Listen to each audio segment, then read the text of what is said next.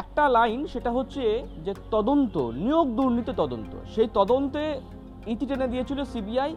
সেই টানার পর আবারও নতুন করে তদন্ত শুরু করতে চলেছে সেন্ট্রাল এজেন্সি সিবিআই।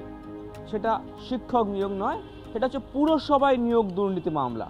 সিবিআই সূত্রে খবর যে পুরসভা নিয়োগ দুর্নীতি মামলায় তারা নিম্ন আদালতে ফাইনাল চার্জশিট তারা জমা দিয়ে দিয়েছিলেন, অর্থাৎ তদন্ত শেষ, আর তদন্ত করা কিছু নেই, যে কারণে বলা হয় ফাইনাল চার্জশিট।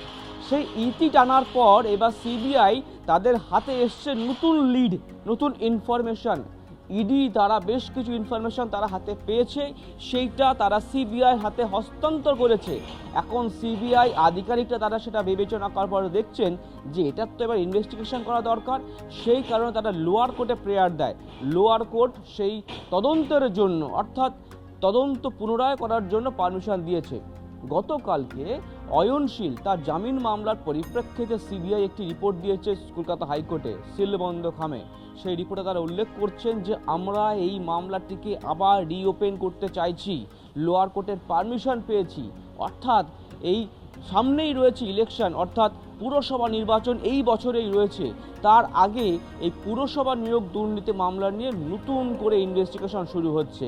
যা সূত্রের খবর, আরও বেশ কয়েকটি পুরসভা রয়েছে সিবিআই এর নজরে, ইডির নজরে, যে কারণে তদন্তকারী সংস্থা মনে করছে যে এটার আরও ইনভেস্টিগেশন করা দরকার, আরও নাম পাওয়া যাবে, আরও দুর্নীতির সন্ধান পাওয়া যাবে। সেই কারণেই কিন্তু ইতি টানার পরেও আবারও তদন্ত শুরু করছে সিবিআই, এমনটাই সিবিআই সূত্রে খবর।